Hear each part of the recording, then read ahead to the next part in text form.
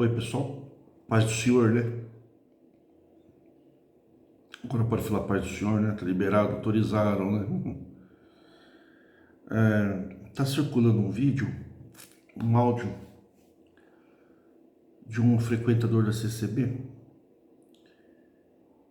que a esposa foi filmada andando com um outro homem num relacionamento extraconjugal e aos beijos, abraços, cinema, motel, e o ancião não sabe quem é, tá circulando, todo mundo tá circulando, isso daí espalhou para infelicidade do ancião, né? Que tá acostumado a resolver as coisas dentro da congregação escondida, agora vai ter que enfrentar a opinião pública e a opinião das autoridades.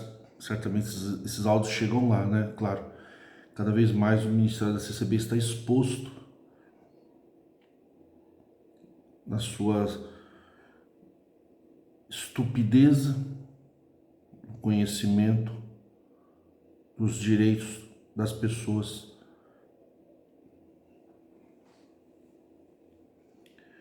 Mas não citando só esse caso, um outro caso que eu tenho acompanhado numa cidade, eu percebo que nesse sentido nada mudou na congregação nesses 21 anos de reforma, de pregação da reforma de pessoas. Nós sabemos que a congregação é liderada por ditadores, soberanos, eleitos entre si mesmos, entre amigos, empresários, churrasqueiros e parentes. Descartaram as pessoas e eles não têm nenhum compromisso com a lei. O único compromisso com a lei que a congregação tem é de ter um departamento jurídico para defender os interesses da igreja como instituição religiosa, como entidade religiosa, diante da Receita Federal, o seu contador, seus relatórios. E aí,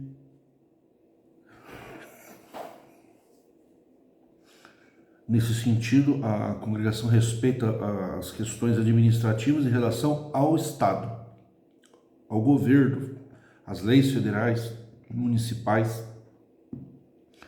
Mas a congregação, através dos seus líderes, autotitulados, anciães, entre si, não tem um compromisso com o direito das pessoas. Eles não estão comprometidos em oferecer uma segurança jurídica para as pessoas dentro da igreja. O que é uma segurança jurídica? No Estado democrático de direito, no poder judiciário, nós lutamos, os promotores de justiça, os procuradores da República, os juízes, desembargadores e ministros e advogados, lutam pela segurança jurídica, ou seja, todas as pessoas devem ser julgadas de maneira igual. Vocês desculpem, hoje eu estou com sono dos justos hoje, né? E quando você tem um julgamento repetitivo para uma determinada situação, torna-se uma jurisprudência. Então todos os tribunais julgam de acordo com aquele entendimento que vai terminar no STJ ou STF. Quando é o STJ, é leis federais, lei criminal, lei civil, que é o direito privado, né? O direito das pessoas. Quando é direito público, direito constitucional, aí o STF.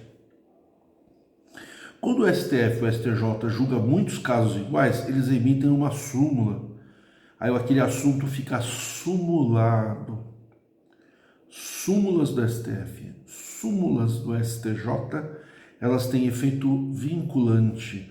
Ou seja, todas as pessoas no Brasil devem seguir aquele entendimento. Então, você está no primeiro grau de julgamento ou no segundo grau e você é julgado diferente do que a Suprema Corte decidiu em súmula, estas pessoas, através dos seus advogados, podem ir recorrendo e recorrendo, apresentando os devidos recursos, até chegar nos ministros e ter a decisão nivelada pela súmula. Então, de maneira que quem lutar pelo seu direito deve ter os mesmos direitos que foram assegurados para os outros.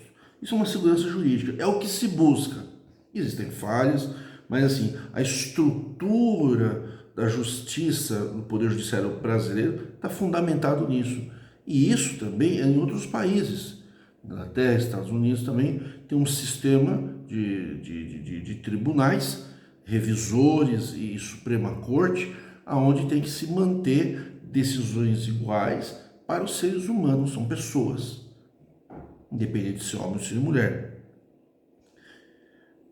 Na congregação não há esta segurança jurídica. Por quê? O ancião ele julga com a cara do réu. Na realidade, não existe réu na congregação, mas eles fazem as pessoas frequentadoras de réu. Por quê? Porque as pessoas, o idólatra, por natureza, não gosta de estudar.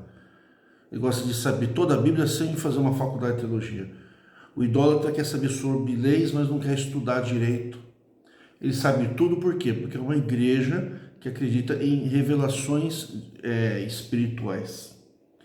Então ele entende que ele não precisa estudar inglês, um espírito divino vai fazer ele falar inglês.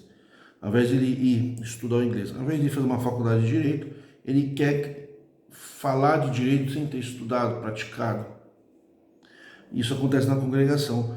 Se você é pobre, você é julgado de um jeito, se você é rico, você é julgado de outro. Se você é branco, os negros ainda sofrem muita discriminação na congregação, isso não é assumido. Tem famílias que não são queridas dentro da congregação, porque é pobre, porque às vezes é mais simples, e tem as panelinhas dos ricos, tem as panelinhas dos pobres. A panelinha em si já é uma forma de discriminação mais velada, mais disfarçada. Então não há uma segurança jurídica. O filho do ancião é julgado de um jeito. A esposa do ancião nunca vai para o tribunal. Você já viu esposa de ancião ir para o quartinho? Já viu filho de ancião ir para o quartinho? Não vai. Eles estão blindados pela segurança jurídica de boca, pela influência, pelo tráfico de influências, pelos privilégios, pelos privilégios que eles têm entre eles. Você já viu o filho de um ancião ser porteiro? Você já viu esposa de um ancião ficar na porta do meio? Não. Esses cargos é para, abre aspas, ralé. Então não há uma segurança jurídica. Se um irmão ali não perdeu o ministério, se divorciou e casou de novo, dependendo do grau de influência e de dinheiro, ele não perde o cargo no ministério. Outro já perde. Então não há o que? Um equilíbrio. Existe o que na congregação? O que o Velho Testamento judaico reprova bastante, que é a balança enganosa. Balança enganosa é abominação para o Senhor do Deus do Velho Testamento. No Velho Testamento, os judeus não admitiam a balança enganosa, que era para fazer medição de pesos de maneira diferente.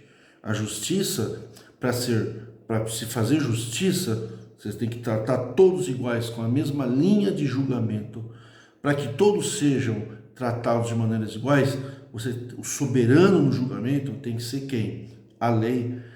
Na congregação, o soberano não é lei, não tem lei. Tem o juízo do ancião. Julgará, diz o estatuto, o ancião decidirá e julgará a seu juízo soberanamente. Ou seja, é o juízo do ancião, não é um juízo de uma lei. Por isso, mais cedo ou mais tarde, o estatuto da congregação será anulado, porque vai ser um grande vexame para a congregação, através de uma ação popular, quando aparecer as pessoas para fazer isso. Pode ser qualquer grupo de pessoas, pode pleitear na justiça através de ação popular, com um advogado de confiança da cidade de vocês, entrar com uma ação popular e questionar a validade do estatuto. Por quê? No estatuto não tem previsão do que pode e o que não pode o povo. O registro, como que faz para admitir e para excluir. Para você ter tese, para você ter julgamento de exclusão de membro de liberdade ou de membro, cortar a liberdade ou cortar da igreja, você tem que ter o quê? A admissão. Aonde não há admissão jurídica, não há exclusão jurídica.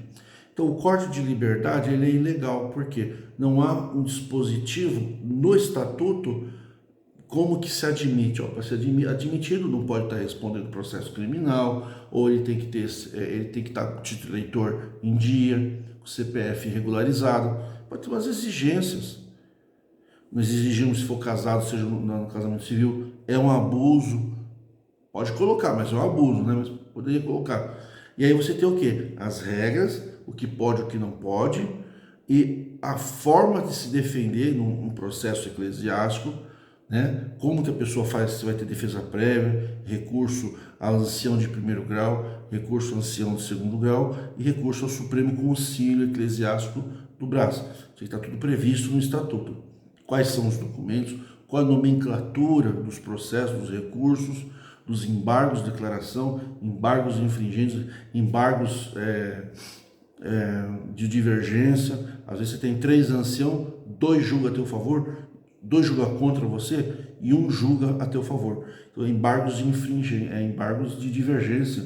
Você pega o julgamento daquele ancião que foi a teu favor, voto vencido, e leva para uma outra turma de ancião que não tem nada a ver com o caso, para que aquele voto daquele ancião de segundo grau, aquele voto favorável, ele seja analisado se não dá para mudar a decisão. Embargos de divergência.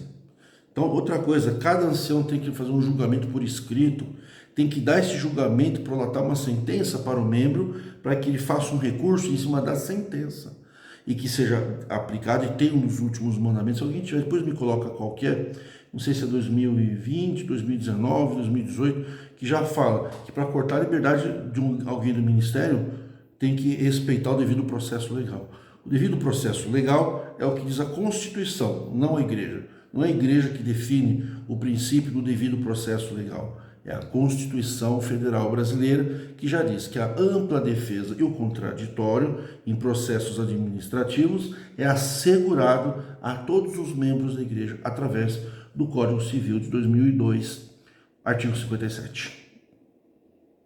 Se não tem isso no Estatuto em favor ao povo, admissão, regras, exclusão, formas de defesa, de apelação, todo rito, esse Estatuto é nulo e não se tem, a igreja não pode, tem que fechar as igrejas. O dia que a Irmandade juntar e fizer ação popular e pedir para anular o testamento, anular o estatuto, fecha a congregação. Só depois que regularizar, e aí os membros têm que ser registrados, aí o povo passa a fazer parte da igreja e o ministério perde a soberania.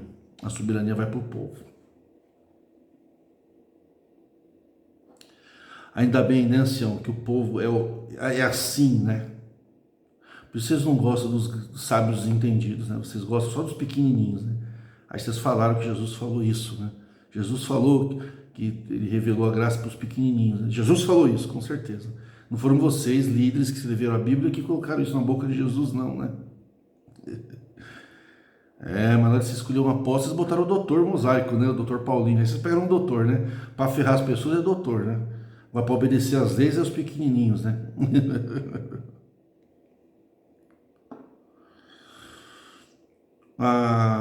O assunto então de hoje, depois dessa breve exposição, é a exigência da prova que os anciãos da congregação fazem da conjunção carnal.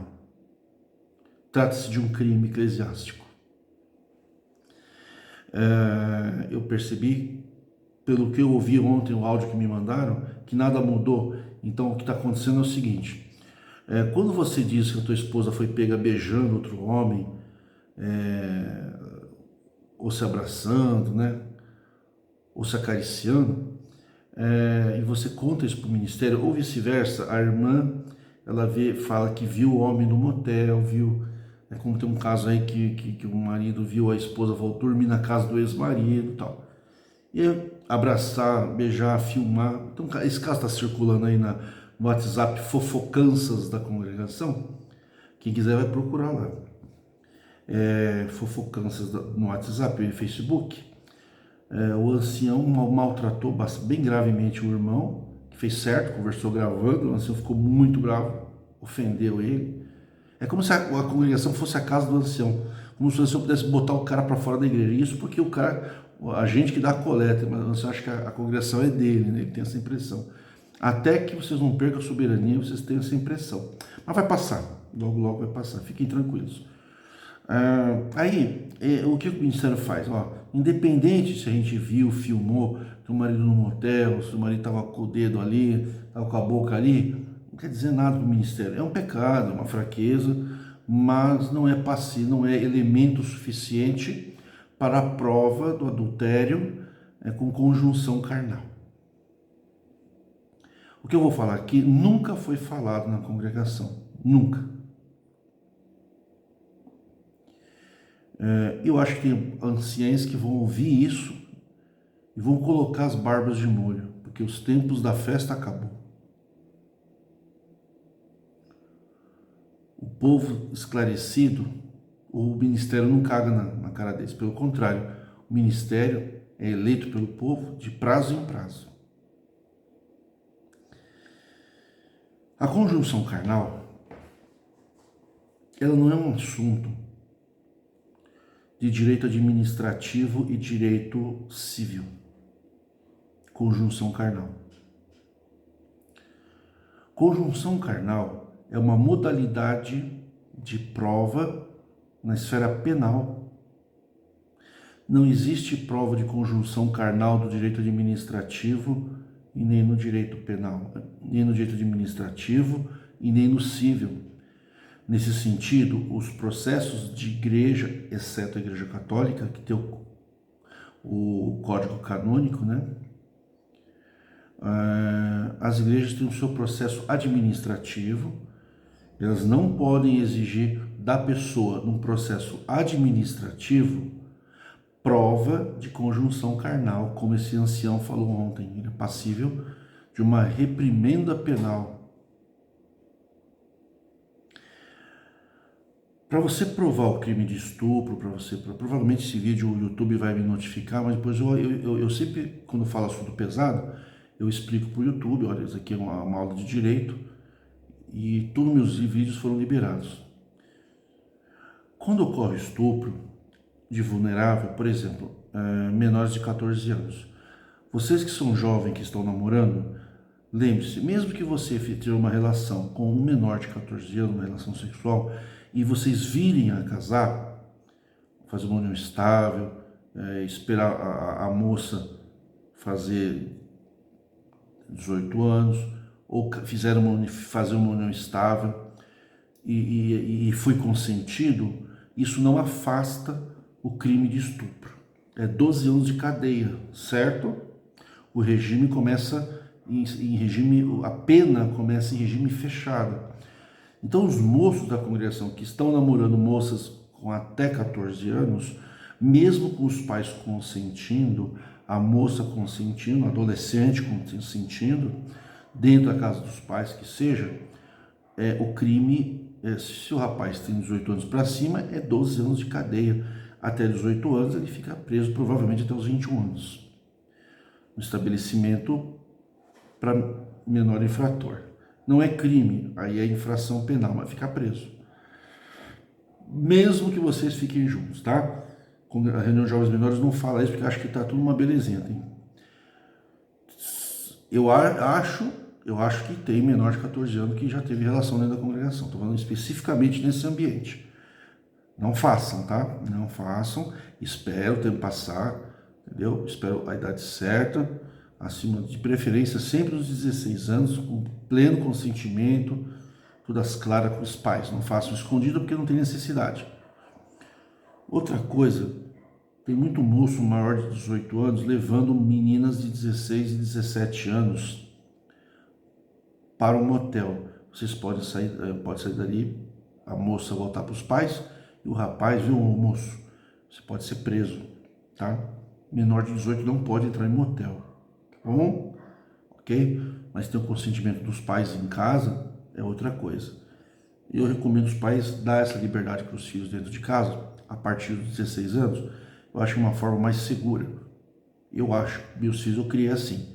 Eu sempre dei liberdade sexual para eles, com reservas, com respeito, né? Sempre da forma correta, respeitando a mãe deles, sempre com educação na frente dos filhos, dos pais, dos avós, e um espaço que seja privativo, que o pai e a mãe não entrem sem bater na porta. Isso é um respeito pelos jovens, pelos filhos. É o meu conselho. Porque muitos fazem porque os pais perseguem inutilmente. Inclusive eu estou assistindo um seriado que é Entre Vias. Seria bom os pais, os avós assistirem esse seriado que tem relação com dois menores. Entre Vias. O amor sempre vence, tá? O amor paternal de vô, de avó. Mas quando você tem que provar um crime, que tem uma denúncia, a palavra da vítima do eventual abuso, tem valor? Tem valor. Mas ela tem que ser acompanhada de prova pericial também. O exame de DNA. Então, o que é a conjunção carnal? É a intromissão peniana no espaço vaginal.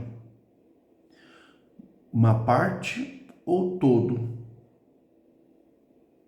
Eu vou falar pipi dourado que vocês vão se escandalizar, né? Vocês não é pênis, vocês é pipi dourado, né? Pipi de metal. Assim, o pipi dourado de vocês, todo ou uma parte, ele entrando, ou, né, tendo essa penetração na vagina, isso é conjunção carnal. Tem entendimentos extensivos que existe a conjunção carnal também em relação a ânus.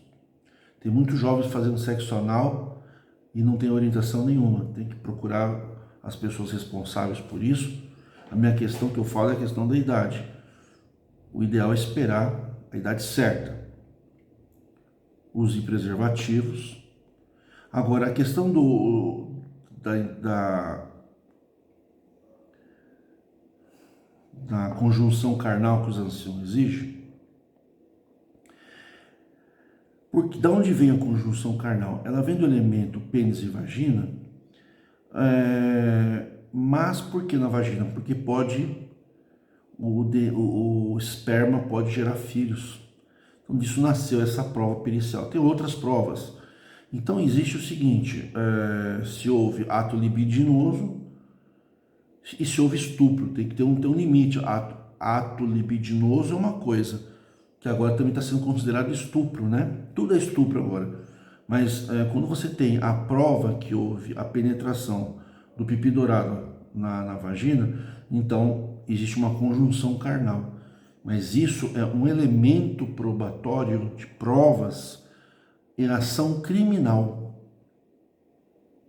Um homem pode ser acusado de ter violentado uma pessoa menor, um jovem, um adolescente, menor de 18, de 16, 14, pode sofrer uma falsa acusação e ele pode requerer em juízo o exame de corpo de delito.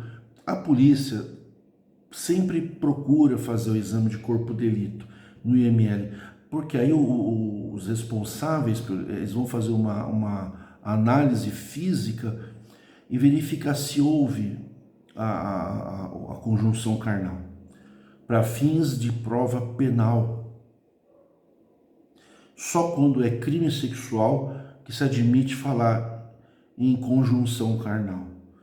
O processo administrativo eclesiástico da igreja, que é da igreja, ele tem um processo, ele está vinculado ao processo administrativo.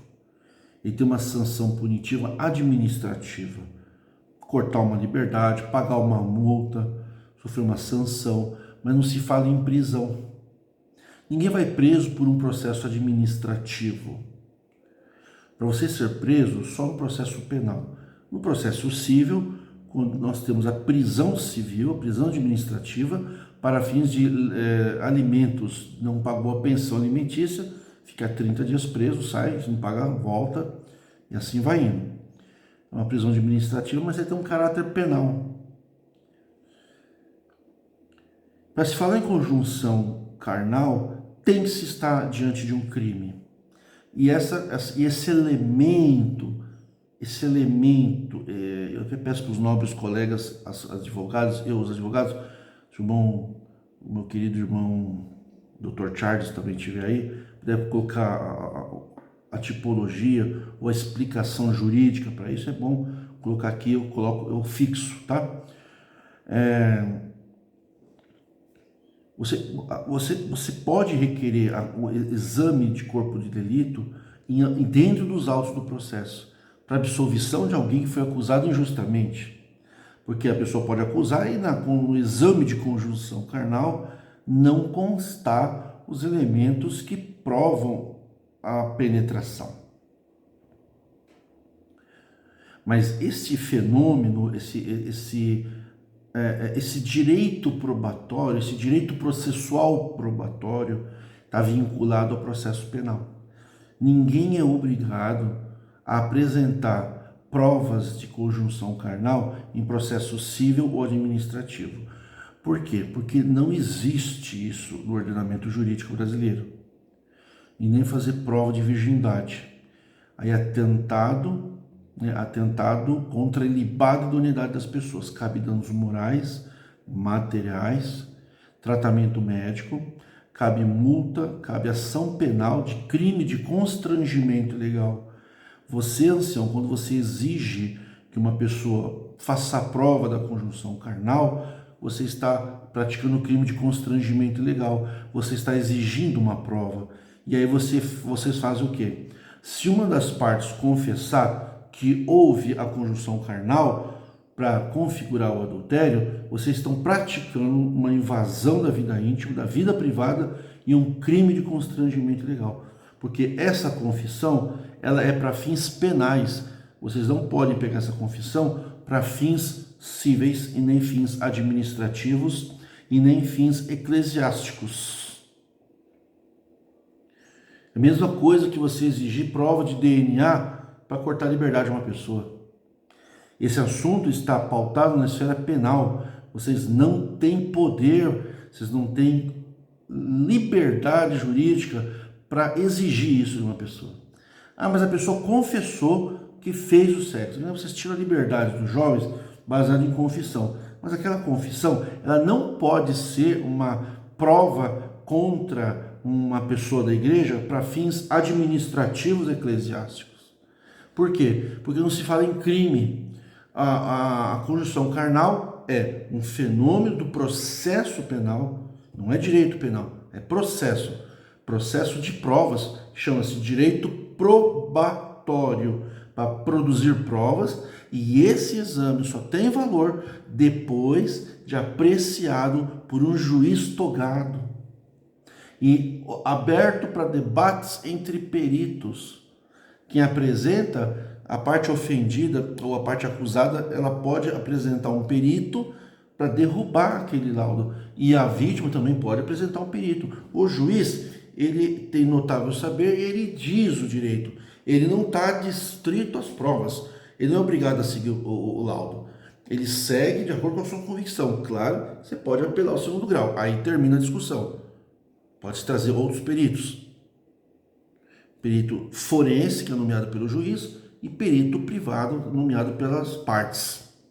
Então, o debate da veracidade da conjunção carnal, ela tem que ter apreciação de perito, ela tem que estar vinculada a um rito de processo penal e tem que passar para ter validade, para ter fins jurídicos, para que aquilo possa servir de prova, que possa produzir provas de absolvição ou de condenação. Ela precisa passar pelo debate dos peritos e pela manifestação das partes e pela valoração do juiz. O juiz vai dizer, aceito como prova ou não.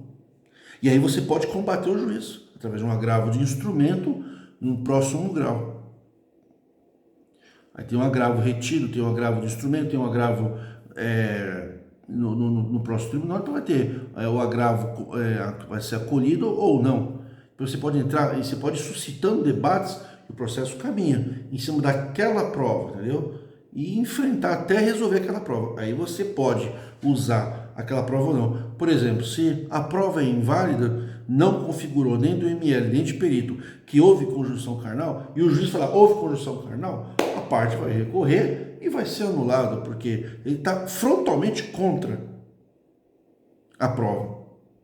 Até o tribunal do júri em caso de homicídio. Homicídio com estupro. Tá, houve estupro ou não? Houve, tá. Tem um laudo dizendo que não houve. E o tribunal do júri ignora aquela prova. Esse tribunal do júri, mesmo ele sendo soberano, vai ser anulado, porque tem prova frontal. Então, é um assunto delicado isso, gente. O ancião não pode pegar e falar, você vai apresentar para mim uma prova. E ele vai falar assim, não, se você não tem a prova, porque a prova seria o quê? Filmar o ato. Como que uma pessoa vai filmar a esposa ou o marido transando na cama com outro? Você pode até pegar a pessoa em flagrante num motel, mas você não está vendo ela transar. Porque, por exemplo, eu fui para um motel e fiquei sentado tomando cerveja. Agora, tem a presunção. A presunção da violação da fidelidade conjugal foi quebrada. Então, o ancião não pode exigir da pessoa que viu a esposa beijando o outro que ele aceite aquilo, porque aquilo não é conjunção carnal. Por quê? Não houve o adultério físico com prova, mas houve a violação da fidelidade conjugal. Aí fica aquela pergunta, você, ancião, como eu vi vários réus que andaram me procurando aí, réu de vários casos de ancião, na verdade não é réu nenhum, eles acham que são réu. É porque a pessoa quer ficar na igreja, é um direito da pessoa ficar com dignidade. Tem pessoas que querem manter sua liberdade e depois saem, ela só quer sair de cabeça erguida da igreja. Eu vou provar que sou inocente, depois eu saio da congregação, sabe, para botar o ancião no lugar dele. Então, a vítima, o homem ou a mulher que viu o marido ou a esposa ir no motel, viu andando de carro de maneira escondida, andando aos beijos, aos abraços, como é o caso que está circulando por aí, ele tem o direito de suscitar um divórcio porque se sentiu traído. A única forma, o adultério não é o elemento que permite o divorciar. O divórcio é por livre vontade, sem motivo justo. Você não precisa ter um motivo justo para se divorciar. Hoje nós temos um divórcio impositivo. Eu quero me divorciar. Por quê? Por motivos de foro íntimo. Não quero explicar para ninguém. Ah, mas então eu não quero divorciar. Ela entra com uma ação de divórcio impositivo. E o juiz vai chamar ele. Você vai vir aqui apresentar, se manifestar. Eu não vou. O juiz decreta o divórcio, está divorciado. Não tem para onde correr. O divórcio, gente, que a congregação está aplicando, eu já expliquei. Eles falam que quando você se separa e casa de novo, você comete adultério, por quê? Porque estão aplicando a lei do desquite de 1972, que já está revogado. Ou seja, a pessoa casa e se ocorre a separação de corpos, cada um vai para um lado, tem a separação de corpos, o vínculo matrimonial, ele permanece. E se não, o marido não desse o divórcio, ficava assim, ficava como casado, mas tinha separação de corpos. Aí a mulher ou o homem que saía de casa ia morar com uma pessoa, mas estava casado, porque a separação de corpos não cortava, não rompia o vínculo matrimonial. Não rompia. Então você continuava casado, mesmo 10 anos morando fora de casa da mulher, ou vice-versa. Então, esses 10 anos, estava de separação de corpos, mas estou casado. Por quê? Não tinha divórcio. Não tinha divórcio.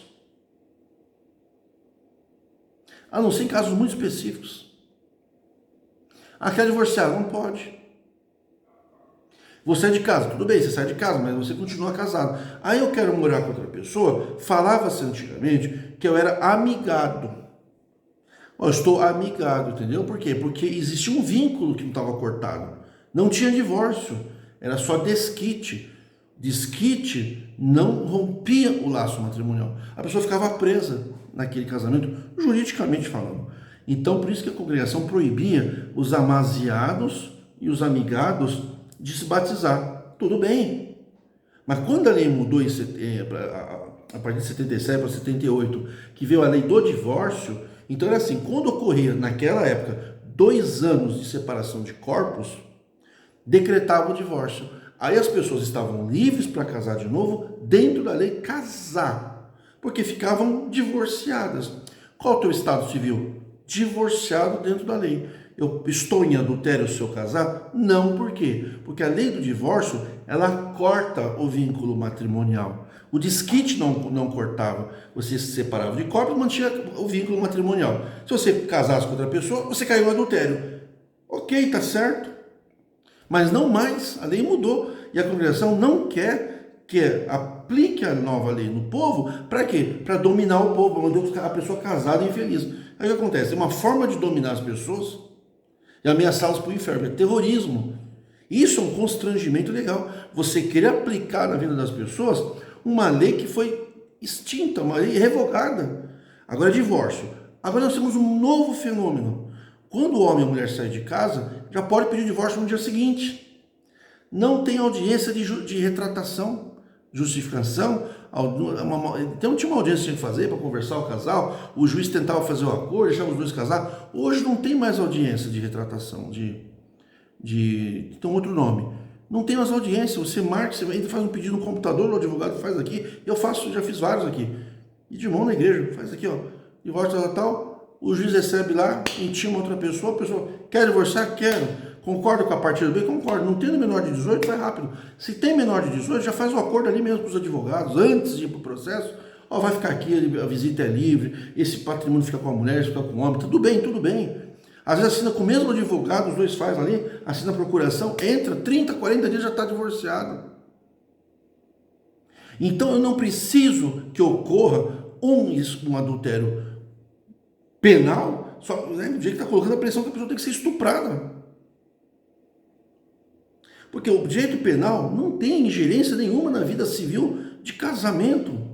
O casamento ele é um contrato. Eu vou casar dentro da lei. Quando você casa, você está assinando que você concorda com a lei inteira, inclusive o divórcio. E esse divórcio ele é matéria da direito da vida privada e íntima. O ancião não pode invadir a vida privada e íntima das pessoas. O ancião não pode questionar o motivo do divórcio. Por quê? Eu não preciso ter divórcio. Sim, mas na Bíblia proíbe. A Bíblia proíbe um divórcio mosaico. Jesus falou que aquele que se divorcia, a não ser por...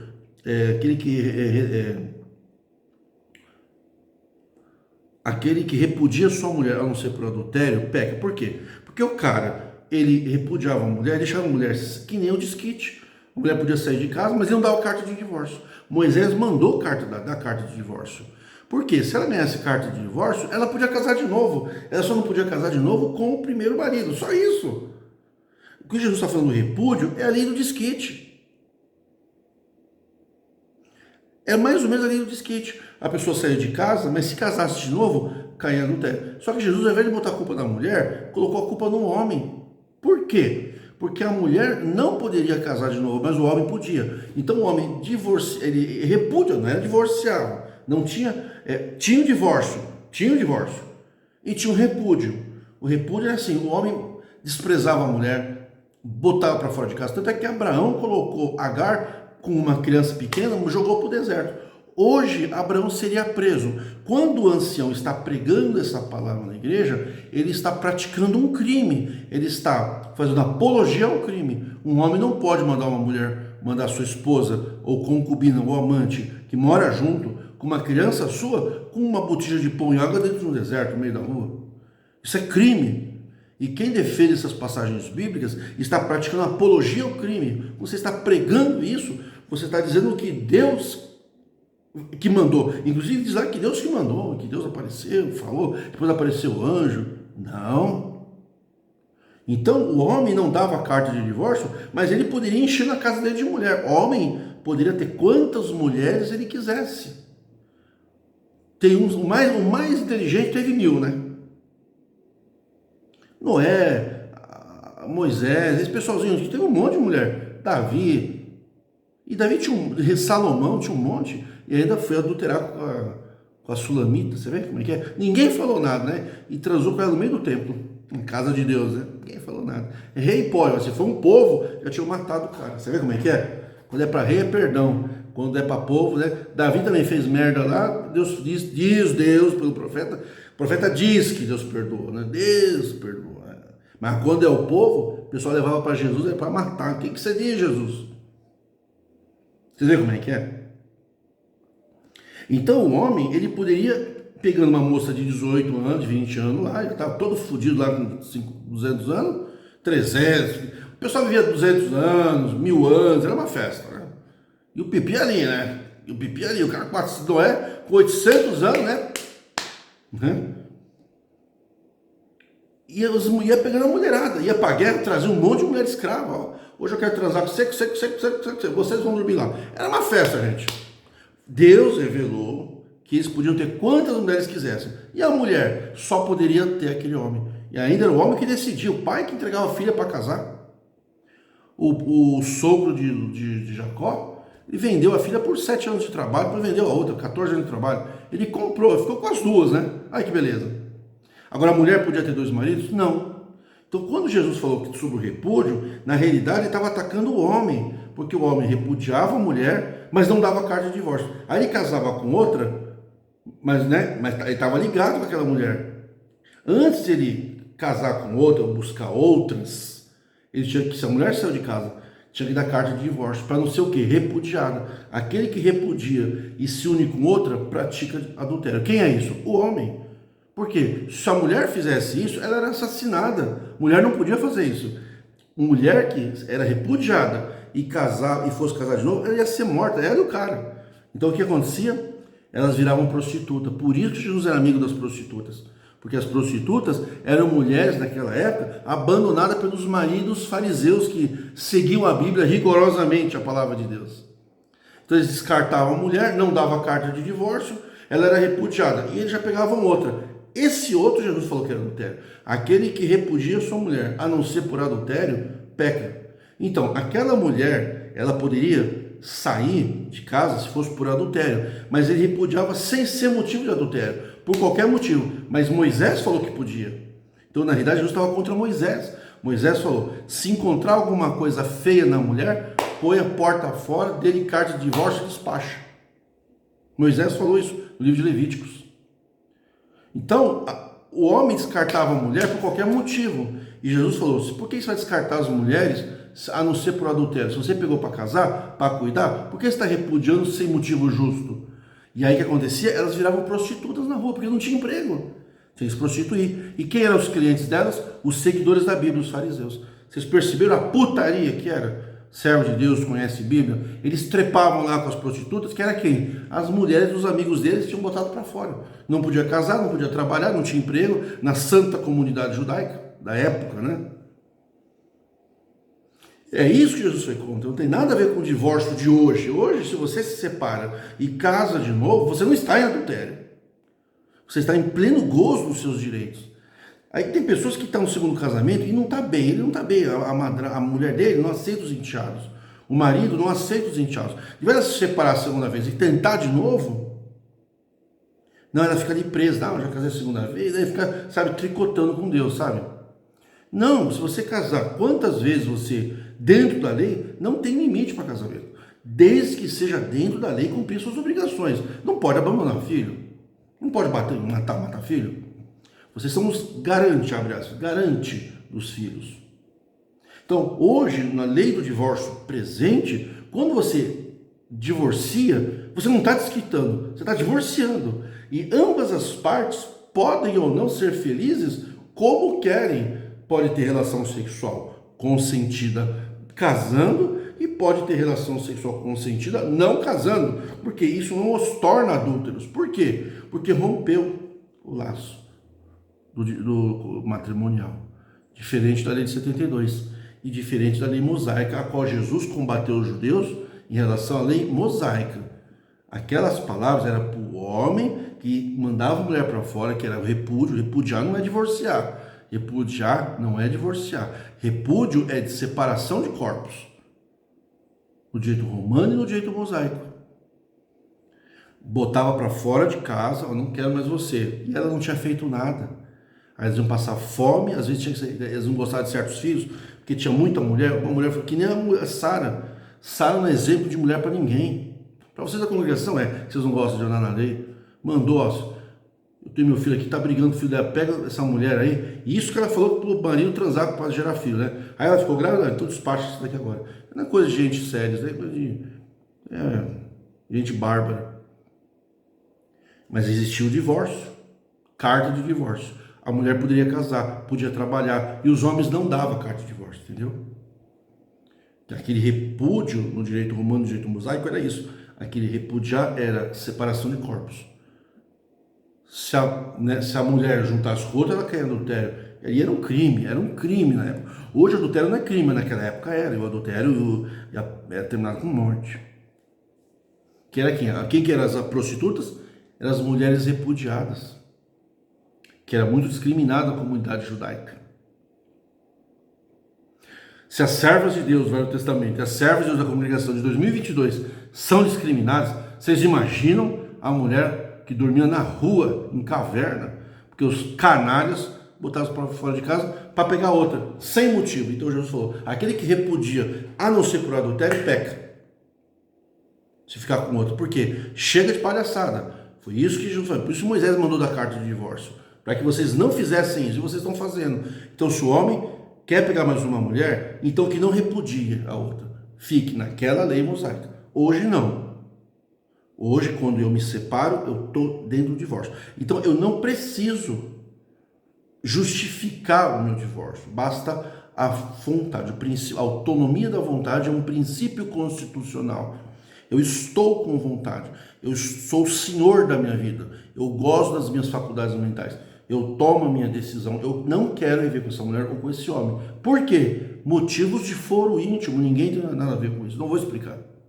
Eu não quero explicar. Tudo bem, não está afetando a igreja a pessoa divorciar, mas a congregação faz o quê? Ela judia, ela humilha, ela massacra e diz, faz terrorismo. Fala, se você largar dessa mulher porque você viu ela beijando, abraçando, enfiando o dedo, mas você não tem a prova da conjunção carnal, e você se separar, se você casar de novo, essa sem vergonha, ou esse sem vergonha, vai ter liberdade na igreja. E você que fez tudo certinho, dentro da lealdade, dentro da verdade, e não consentiu com a putaria, você fica sem liberdade. Eu pergunto, um lugar desse é obra de Deus? Um lugar de terrorismo como esse irmão que gravou, que está circulando. O ancião massacrou com ele. Aí ele perguntou, se fosse tua mulher, você aceitava? Não, não quero saber, não quero saber. Então o ancião da congregação, ele faz o que quer com o povo, mas se fosse com ele já, quero casar com a mocinha lá, porque eu fui vítima de adultério. A presunção de corte de adultério, ou de adultério conjugal, ou falta de fidelidade, é uma coisa que a pessoa usa se ela quiser. Ela pode perdoar, ela pode usar daquilo para se separar. Olha, eu vi meu marido ou minha esposa dando beijo em outra pessoa no shopping center, agora eu não quero mais ficar casado. Mas isso não é adultério. Sim, mas é uma decisão minha, eu não quero mais ficar casado. Não tem adultério nenhum, ninguém saiu com ninguém, a gente dá super bem, a gente trabalha, a gente tem dinheiro e tal, mas eu quero me separar, eu quero ficar sozinho, Por quê? Não tem motivo, tá tudo bem, mas eu quero me separar. Eu não quero mais morar com ninguém. Ou eu quero me casar com uma outra pessoa, eu quero ficar sozinho. Você pode? Você pode. É adultério? Não é adultério. Quem divorcia e casou não é adultério. Não é adultério. Agora a congregação cortar a liberdade das pessoas porque ela se separou. Até porque não tem mais separação de corpos. Agora é divórcio direto. Saiu de casa na terça, divorcia na quarta. Por que o ancião vai pegar esse fato que faz parte da lei, ato lícito, puro e perfeito, ato jurídico pleno, lícito e perfeito? Por que vai pegar e vai condenar a pessoa? Que mal a pessoa fez para a congregação? Nada. É que vocês são canalhas mesmo. Esse é o problema de vocês. Então, você obrigar uma pessoa a trazer provas sem passar por processo criminal de conjunção carnal é um crime de constrangimento legal, obrigando a pessoa a fazer o que a lei não obriga. É uma invasão à vida privada, é uma invasão à vida, à intimidade da pessoa, é um terrorismo, na realidade. É um assédio e é um terrorismo, né? Quando eu faço assim, se você não fizer o que eu estou mandando você fazer, que a lei não te obriga a fazer, mas eu estou mandando, e você não fizer, eu vou ferrar com a tua reputação aqui dentro da associação religiosa. Isso é um crime, gente. Isso daí não é lugar, mas nem o diabo faz isso, gente. É melhor, sabe, você ficar na tua casa. Agora, você quer passar por isso, então você tem o primeiro passo, é vender a tua alma para o diabo, abrir mão da sua dignidade como ser humano e andar debaixo do sapato do ancião. Não tem jeito. Não tem jeito. Você tem que se autodesmoralizar, você tem que viver infeliz, uma vida desgraçada, você não tem direitos dentro da lei. Por quê? Porque o dono da congregação, ele não aceita, ele não entende, e ele falou que não é não. Por quê? Por que não? Por quê? Por que não? Por quê? Por que não? Essa é a palavra de Deus. Então, eu já expliquei para vocês o que Jesus estava falando, não era com relação a essa situação, era outra. Era divórcio mosaico, era isso, era outra legislação. Então, se você quer ser feliz e você quer se separar, não precisa arrumar motivo, não precisa que a tua mulher traia você. Você pode divorciar amigavelmente. A congregação repudia o divórcio de incompatibilidade de gênios, incompatibilidade sexual. 1/3 dos divórcios, gente, é incompatibilidade sexual. 1/3 é incompatibilidade de gênios. Não bate, porque a pessoa casa achando que é uma coisa, depois é outra. Isso é normal, esse fenômeno jurídico. Por isso que a lei já diz, ó, você vai casar, você pode se divorciar dentro da lei, mas tem que respeitar algumas coisas, patrimônio, direito dos filhos. Então, se você anda dentro da lei, você não está em adultério. Não é adultério se separar amigavelmente, com respeito, e casar de novo. Eu aconselho vocês a não promover o adultério do outro ou a infidelidade moral do outro. Chega a conversa, faz um divórcio amigável. Primeira coisa que você tem que divorciar não é do teu marido ou da tua mulher, é do ancião. Porque toda mulher na congregação tem 2 maridos, é o marido e o ancião que manda mais na mulher do que o próprio marido. E os maridos banana deixam o ancião mandar na mulher dele, não faz nada. Vai fazer o quê? Tá todo mundo de joelho pro mesmo Deus? O melhor para vocês é promover um divórcio, se livra dessa gentalha da congregação, que não é só o ancião não, o povo também. Futriquento, jogador de maldade e julgadores, metidinhos a juizinhos de merda, não são nada. A maioria tá tudo ferrado, lascado, sem dinheiro, com a vida arrebentada, a maioria tá infeliz e está julgando quem está se separando para ser feliz com alguém.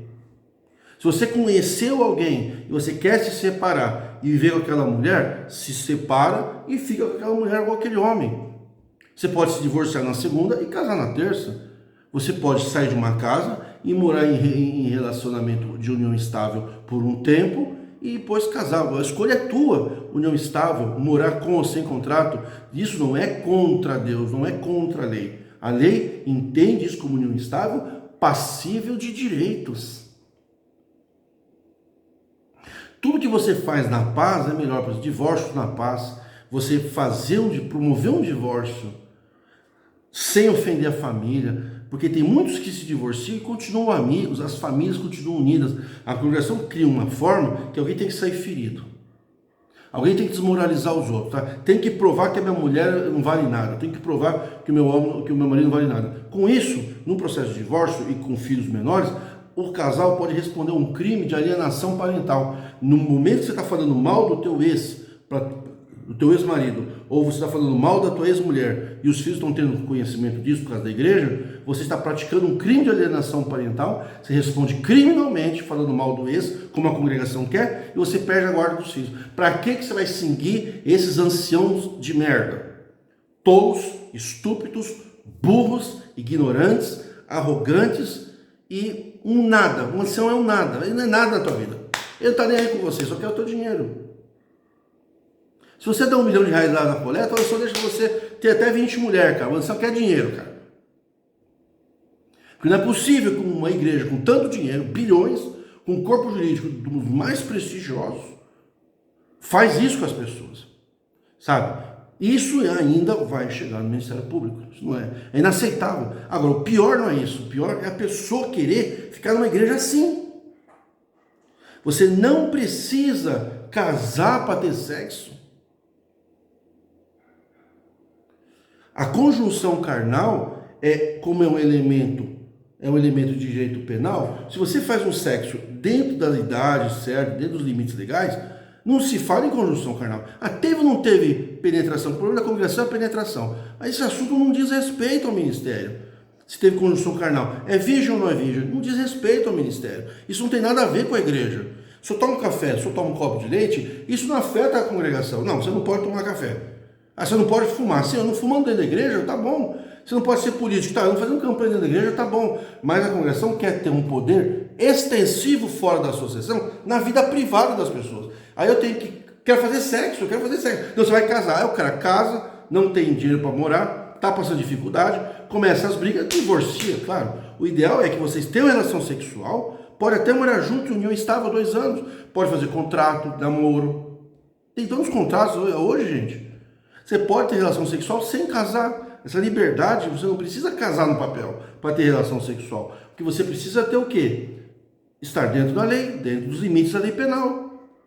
Mas você quer transar? Ah, eu tô louco, então você vai casar, sabe? Isso daí é um crime de constrangimento ilegal. Porque ele está usando o poder da instituição para ferrar a pessoa, para desmoralizar ela em público, tirar ela dos cargos. A pessoa tem um cargo na igreja, ele tem um nome, ele tem um prestígio, ele fala que foi Deus que fez aquilo ali para ele chama a família, ele compra instrumento, ele faz dívida, ele põe um terno, ele agradece a Deus, ele chora, ele fica feliz. E aí, é o seguinte, se você fizer sexo com aquela sua namorada, a gente expulsa você daqui. Mas não pode fazer isso, a igreja faz, porque o Estado não entra na igreja. Então, o Estado pode não mexer na igreja, mas as pessoas podem ter caráter. Se você não tem caráter, você não tem dignidade, você frequenta um lixo eclesiástico desse. Daqui é o pior lugar que você pode frequentar. Se você for um satanismo, você vai ser super bem tratado. Vocês falam dos maçons, os maçons têm o maior respeito pelas pessoas. Vocês falam dos católicos, vocês falam dos espíritas. Aí vocês pegam essa passagem de Jesus para tolir a vida dos ignorantes. Eu não sou obrigado a nada, eu não sou proibido de nada. Só o que a lei diz eu não posso ou posso. Isso não tem nada a ver com associação. Agora, se eu vou praticar um crime em relação à associação, eu vou vender um inário à associação, eu vou ofender o culto, sabe? Eu vou praticar um ato, né, nas dependências da igreja, ou com o nome da igreja, usar o nome da igreja, sabe? Aí é outra coisa. Não é o caso. Então, exigir prova que não houve conjunção carnal para não cortar a liberdade de quem é virgem ou não é, solteiros, e para divorciados, ter a prova da conjunção carnal, vocês estão aplicando direito penal em direito civil e direito administrativo. Isso é um crime de várias espécies.